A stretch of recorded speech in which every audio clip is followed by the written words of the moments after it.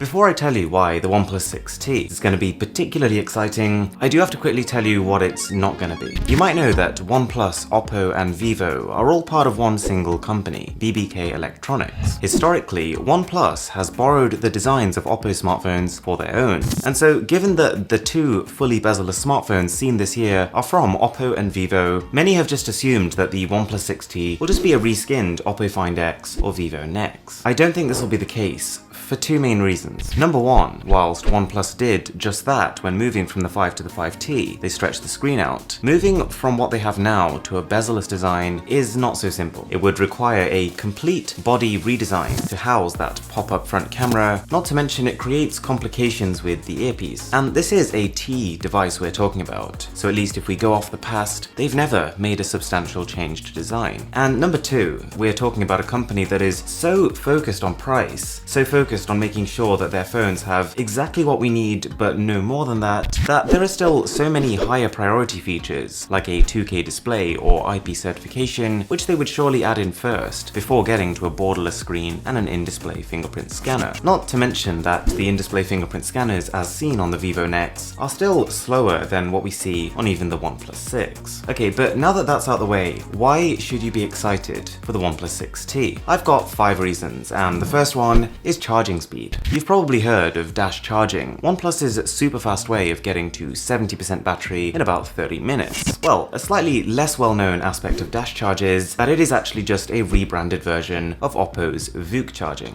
Okay, that's fine, but something which I think hasn't had nearly as much attention as it probably should have is what Oppo announced alongside their limited edition Lamborghini Find X. They announced a tech called Super VOOC charging, which can fully charge a 3,400 mAh smartphone in about 35 minutes. This strikes me as an immediate opportunity for OnePlus. Whilst they can't go all screen guns blazing on the 6T, a phone which is still going to be quite limited by its price, it is very possible that they can license this super speed charging from Oppo. Not to mention, OnePlus has recently filed a trademark for warp charging, and while this might be because of their recent copyright struggles with the Dash Charge name, it could very well also be there as the branding they're going to use for this next generation of fast charging. Number 2, the price. Price has been the real surprise feature since the very first OnePlus phone, and that's unlikely to change here. But we can go a little bit further than this. If we look at the prices of past OnePlus flagships, there are some interesting things we can take from this. The fact that there was a substantial $40 gap between the 3 and the 3T would indicate that OnePlus is not afraid to bump up the price. But on the other hand, I found this graph on Android Authority. It shows the relative price of OnePlus smartphones versus Samsung's Galaxy S flagships, and you can probably tell OnePlus pricing is catching up.